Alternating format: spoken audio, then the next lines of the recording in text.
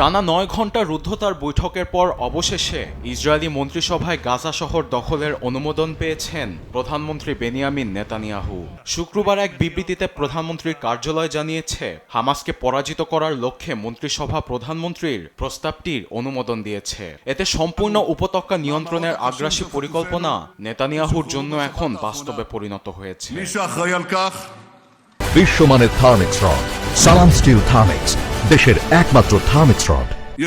মন্ত্রিসভায় অনুমোদনের কারণে সেখানে ত্রাণ বিতরণের দায়িত্বে থাকবে ইসরায়েলি প্রতিরক্ষা বাহিনী IDF। একই সঙ্গে মন্ত্রিসভায় গাজায় যুদ্ধের অবসানে 5টি নীতি গ্রহণ করা হয়েছে, যা হল উপত্যকা জুড়ে ইসরায়েলের নিয়ন্ত্রণ, হামাস বা ফিলিস্তিনি সরকার বাদে গাজা পরিচালনায় নতুন বেসামরিক প্রশাসন, হামাসের আত্মসমর্পণ, মৃত এবং জীবিত সকল জিম্মিদের মুক্তি এবং গাজাকে বেসামরিক অঞ্চল হিসেবে ঘোষণা।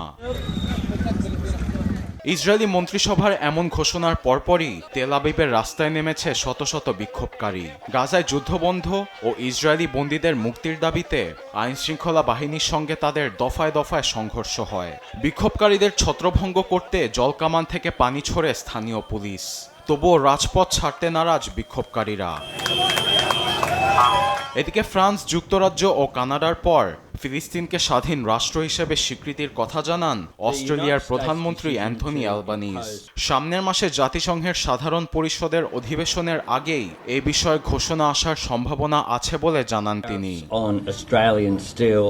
আরবিল আফসার, নিউজ ডেস্ক, দেশ টিভি।